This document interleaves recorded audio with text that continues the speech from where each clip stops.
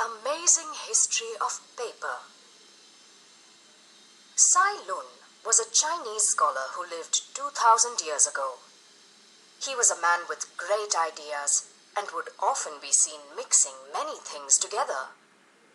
Cai Lun would grind a variety of plants, including mulberry bark and hemp.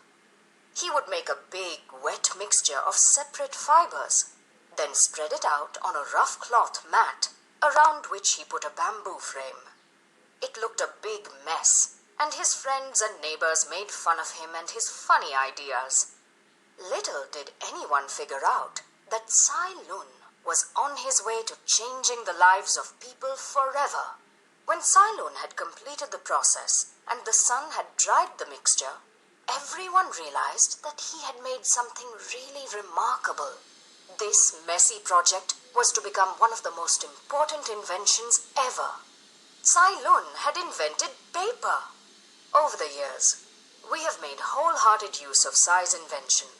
Today, we are completely dependent on paper, which we use in different forms.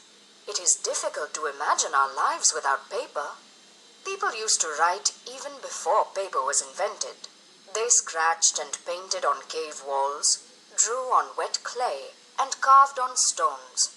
The papyrus on papyrus, made from thinly sliced papyrus reed, glued together, but it is paper, not papyrus, which has come to touch just about every part of our lives, from books to examination papers to money and personal care products.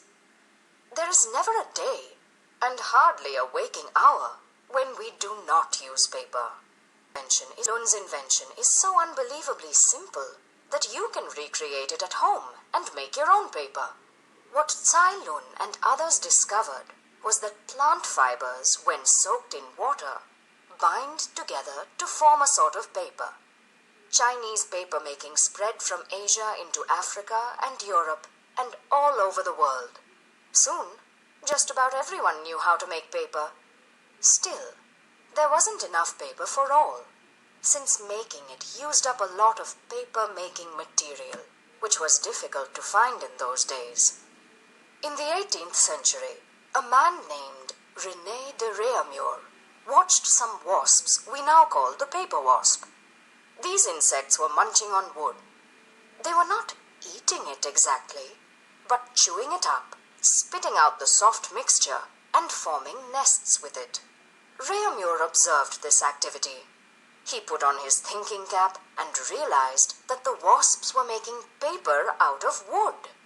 Réaumur never made paper like the wasps, but he had stumbled upon the secret of practical paper making, that wood could be broken apart like other organic materials and made into paper.